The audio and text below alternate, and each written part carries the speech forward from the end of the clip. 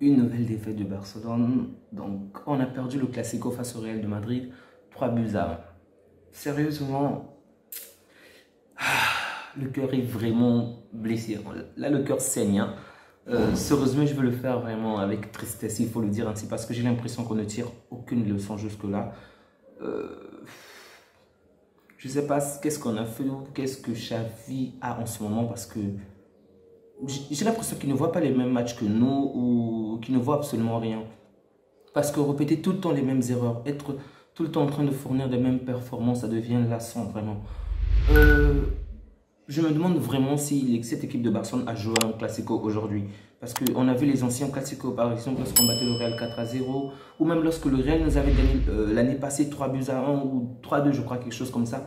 On a vu la différence, même lorsqu'on perdait face au Real, on voit l'envie des joueurs, on voit cette détermination, ce zèle que les joueurs ont, aller chercher la balle au pied de l'ennemi, à vouloir marquer, à vouloir faire la différence.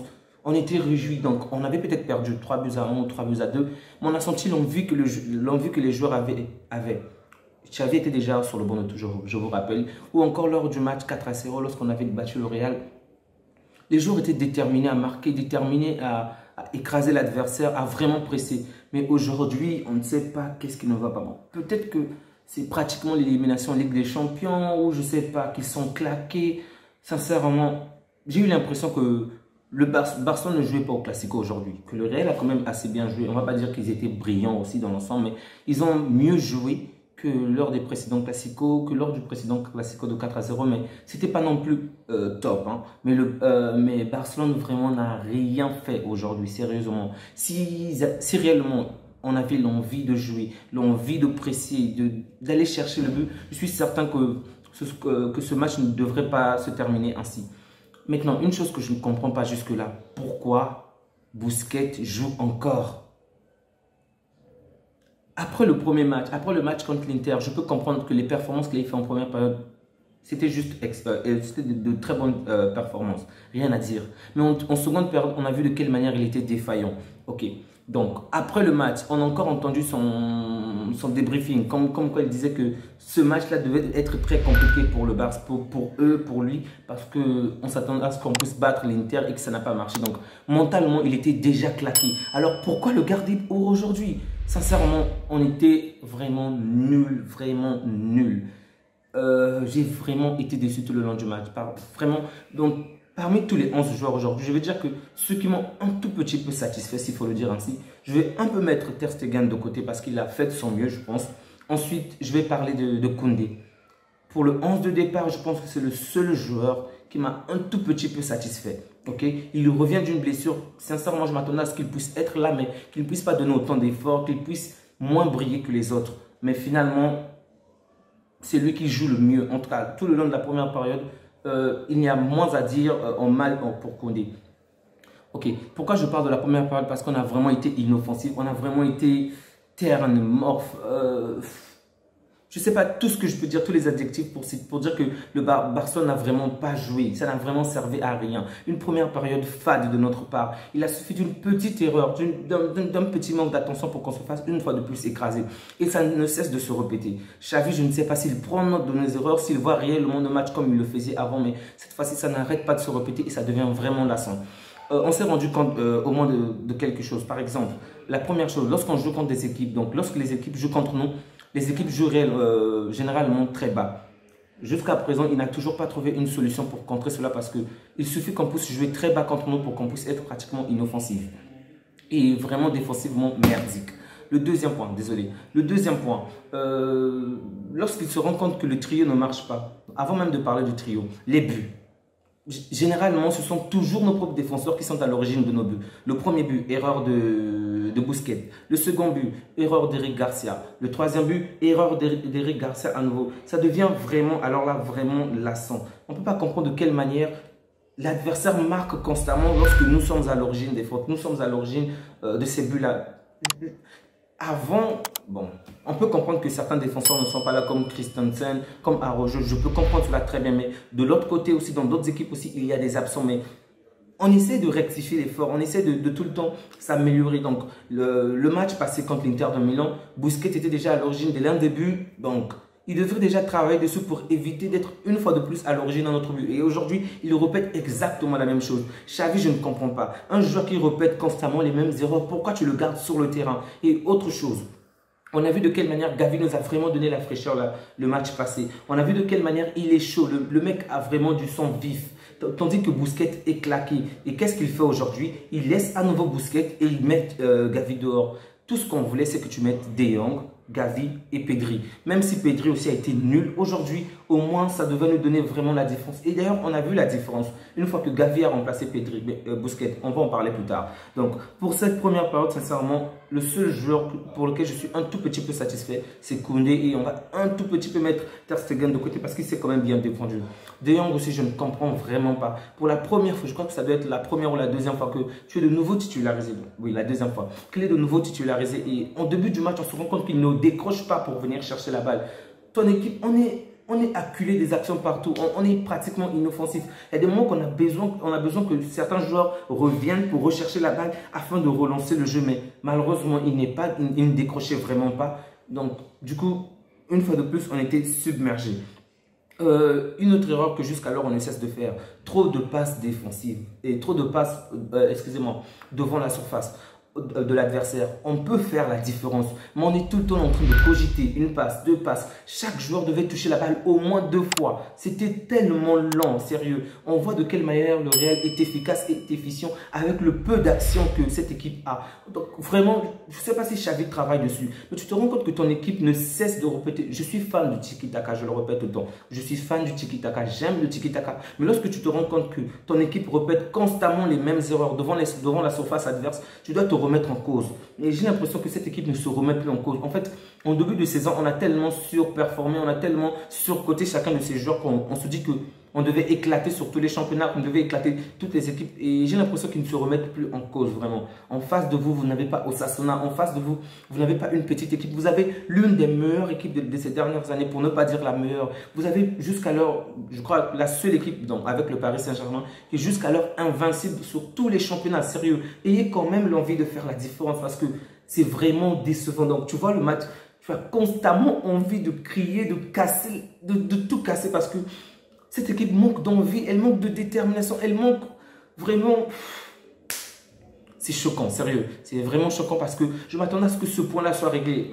Après notre première défaite, oui, contre l'Inter de Milan, Xavi s'est bien exprimé devant les médias en disant que Rafinha devait davantage tirer. D'ailleurs, la première action de ce match est causée par lui, donc c'était pas non plus brillant ou, on va dire, étincelant, mais quand même, c'est lui qui provoque la première action. Donc, après cette défaite contre l'Inter, on disait qu'on devait avoir peut-être plus de tirs, que Rafinha devait beaucoup plus tirer. Je m'attends vraiment ces derniers temps à ce que cette équipe puisse vraiment faire la différence en termes de tirs. Et même De Jong, que ce soit les saisons passées ou celles d'avant, De Jong c'était le joueur qui me faisait plaisir parce qu'il sait comment casser les lignes, comment faire de très bonnes passes, comment vraiment nous épater avec les tirs auxquels on ne s'y attend point. Mais on a l'impression qu'on les a brisés les jambes, qu'on les a vraiment brisés mentalement, que même tirer, ils ne veulent plus. Vous êtes devant la surface et en face, ce n'est pas Courtois, qui est un très grand gardien. Vous avez un second gardien qui, pour l'instant, a encore des doutes. C'est le moment de profiter, de réaliser énormément de tirs afin que nous puissions découvrir les failles de ce nouveau gardien-là. Mais on ne fait absolument rien. On fait que se donner des passes, retourner jusqu'au niveau de Ter Stegen. Je ne sais pas s'il faut les apprendre que en marquant des buts de notre côté ou en retournant chez nous, ben, il n'y aura pas de but. Donc, en gros, on ne va pas... mettre cette défense en danger. Et lorsque vous jouez constamment hors de la surface de l'adversaire, il est très peu probable qu'il puisse commettre des erreurs graves. Donc, malheureusement, c'est toujours la même chose. Des dizaines de passes devant la surface de l'adversaire, des dizaines sans pouvoir tenter. Ensuite, on retourne en arrière. On retourne en arrière. Eric Garcia, tu es claqué vraiment. Des erreurs stupides que tu as commises aujourd'hui nous ont poussé vraiment à perdre. Bon, je vais aussi parler d'un autre point que j'en ai déjà parlé, je crois, lors des deux précédents matchs, mais j'ai l'impression que ça ne fait que retourner jusqu'alors. J'ai l'impression que l'assistance vidéo ne sert que contre le backhand. Donc, lorsque c'est l'adversaire qui est en faute, lorsque c'est l'adversaire qui commet la faute, on a l'impression que ça ne fonctionne jamais. Les arbitres ne vont pratiquement jamais vérifier. Et lorsque c'est nous qui commettons la faute, je précise que la faute de Eric Garcia est vraiment visible, elle est palpable. Ce n'est vraiment pas quelque chose à rejeter. Okay? C'est un penalty correct, sans aucun problème. Mais l'action commise aussi sur Lewandowski en première période, elle aussi, elle valait un penalty. Malheureusement, l'arbitre ne vérifie toujours pas la VAR, l'assistance vidéo. Et ça, c'est quand même décevant. C'est déjà, je crois, le 3e ou le 4e match où l'on commet des fautes contre Barcelone dans la surface adverse et on ne vérifie toujours pas. je ne sais pas s'ils doivent davantage se plaindre, quoi. On a vu par exemple avec d'autres équipes, le coach faire un peu plus de bruit, un peu plus pressé sur les assistants vidéo afin qu'ils puissent vérifier. Mais Xavi, encore une fois, est pratiquement calme, il ne discute pas, il est toujours, on va dire, assez zen. Et c'est vraiment décevant. Cette équipe-là a énormément d'erreurs jusque-là. On commet beaucoup de fautes qui font en sorte que l'adversaire puisse marquer. J'ai même pitié de Ter Stegen parce que jusque-là, en championnat, il n'avait pas de but, un seul but pendant 8 ou 9 matchs. Et aujourd'hui, en un seul match, on le claque 3 buts. Alors que dans l'ensemble, il a fait un match assez intéressant parce qu'il a fait de son mieux, mais la défense ne suffit pas. Vraiment, Rafinha, ça ne marche toujours pas. Dembélé, toujours moins. Lewandowski, même les accès auxquels je m'attendais à ce qu'il puisse marquer aujourd'hui, il n'a pas marqué. Donc, on a pris pour qu'il puisse faire la différence dans les dernières lignes. Excusez-moi, on a pris pour qu'il puisse faire la différence dans les dernières lignes. Donc, je pense qu'on doit l'adapter un tout petit peu comme au Bayern de Munich. En gros, mettre une équipe à son service d'une certaine manière. Donc, que les excentrés, donc les ailiers, puissent davantage lui offrir de bonnes passes afin qu'il puisse décrocher. Aujourd'hui, je l'ai vu retourner vraiment en arrière. Bon, c'est aussi déjà un truc sur lequel je le reprochais avant qu'il ne faisait pas. Mais aujourd'hui, je pense qu'il est retourné un tout petit peu. Et par rapport à son positionnement, ce n'était vraiment pas top. Donc, quand même assez décevant sur cette partie-là parce qu'il y a eu pas mal d'hors-jeu où il pouvait peut-être mieux se positionner et peut-être faire la différence, mais c'est pas grave. Je me dis que lui, il va davantage s'améliorer. Il faut juste que cette équipe-là puisse lui fournir davantage de passes. Aujourd'hui, je ne sais pas qu'est-ce qui ne va pas avec Pedri. Avec Denis, on vous disait la fois dernière que pour les milieux de terrain, les jeunes milieux de terrain, Pedri était la référence. Mais finalement, aujourd'hui, on va plutôt parler de Bellingham ou d'un autre joueur parce que Pedri vraiment sort du cadre. Ces derniers matchs, il ne cesse vraiment de nous décevoir. Aucune percée, aucune action vraiment dangereuse de sa part. Sérieux, Pedri, qu'est-ce qui t'est arrivé? On a vu le Pedri de la saison passée. On a adoré le Pedri des saisons dernières. Mais ce Pedri-là vraiment ne nous satisfait pas parce que il ne donne pas le meilleur de lui-même. Il ne casse aucune bonne ligne. Il ne fait aucune passe vraiment décisive. Vraiment, on a l'impression qu'il ne joue pratiquement pas. Et c'est décevant, vraiment décevant. Il a fallu qu'on attende l'entrée de Gavi en seconde période pour réellement voir une différence avec cette équipe-là. Donc, une première mi-temps vraiment nulle. Nulle à ne pas en croire que c'était un classico. Donc, vraiment déçu dans l'ensemble. En seconde période, on a un tout petit peu mieux joué. Je crois que ça, à partir de la 63e minute, je pense, on a un tout petit peu mieux joué grâce aux changements. Okay. Les changements nous ont quand même apporté du sang neuf. Je n'ai pas compris pourquoi c'est Rafinha qui est sorti avant Dembélé parce que Dembélé n'était pas du tout bon aujourd'hui. Je pense qu'on devait peut-être sortir Dembélé avant, mais c'est pas grave. On a sorti Dembélé, on a sorti Rafinha. Ils ont été remplacés par Ansu Fati et Ferran Torres. Ok. Bon, souvent nous martelons sur Ferran Torres. Je suis le premier à le dire qu'il est nul, qu'il ne vaut pratiquement rien. Mais aujourd'hui, il n'a peut-être pas fait un match fameux, mais son positionnement nous a permis de réduire le score. Okay. Donc, c'est grâce à son but que le score a un tout petit peu été réduit. Donc, on va un peu l'écarter, on va le mettre de côté aujourd'hui. On ne va pas parler de lui en mal. En bien, on va dire que c'est grâce à lui qu'on a, on va dire, un tout petit peu pris sur nous. Okay. Donc, il a su faire la différence. Merci à lui pour cette performance.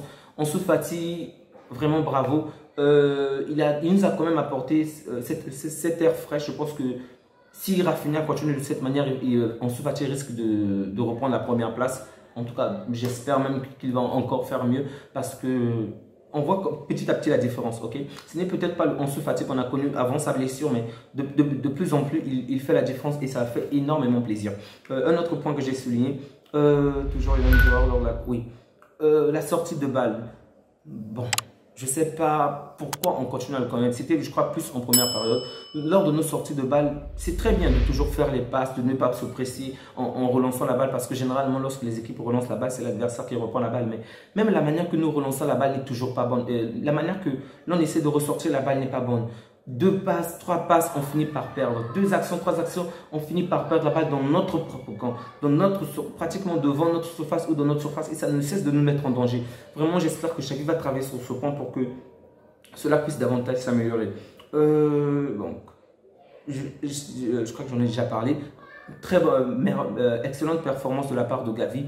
Vraiment un magnifique pressing comme toujours. On sent que ce petit-là a du sang chaud. Vraiment, il ne cesse d'attaquer, il ne cesse de presser. Ça fait énormément plaisir. Surtout lorsque tu vois que ton équipe n'a pas vraiment envie. Ton équipe ne joue pas comme il faut. Et tu vois ce jeune garçon se donner vraiment à fond. Ça fait toujours plaisir. Hein. Sérieusement, j'ai quand même aimé le temps qu'il nous a apporté, la manière dont il a joué. Bon, Kessie n'a pas eu énormément de temps de jeu. Donc, ça sera un peu difficile aujourd'hui pour l'évaluer. Je pense qu'il faut un peu plus de temps à jouer. Je crois qu'il a joué au maximum 10 minutes, je pense. Donc, pas assez de points pour évaluer Kessie aujourd'hui.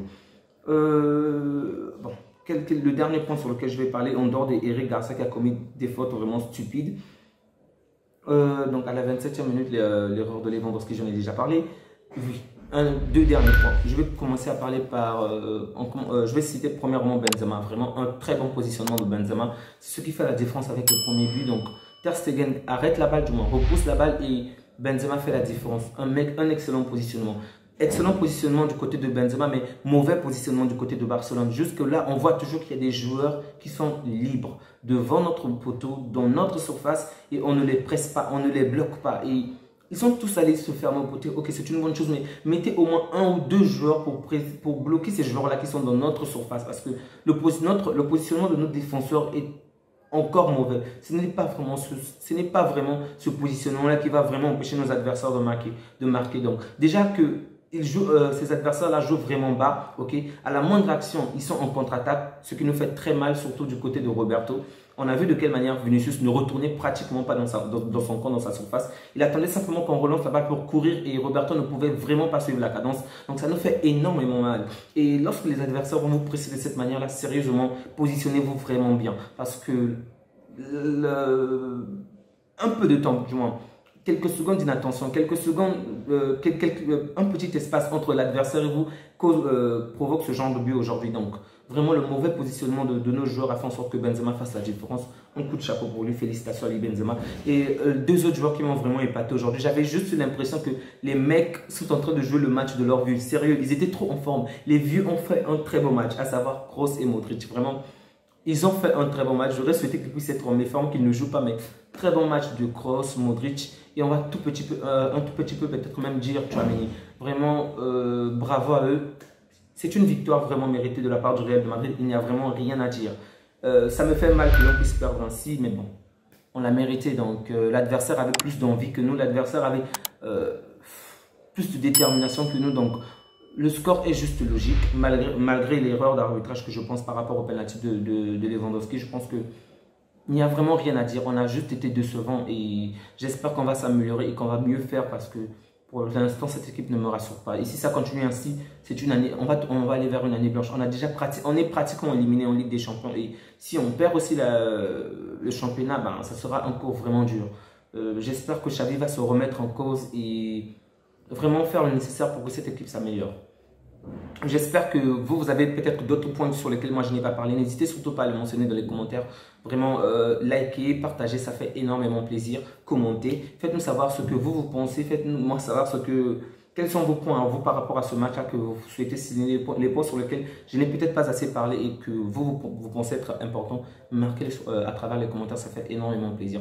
Prenez bien soin de vous et passez une agréable journée entre vous et vos proches. Au revoir.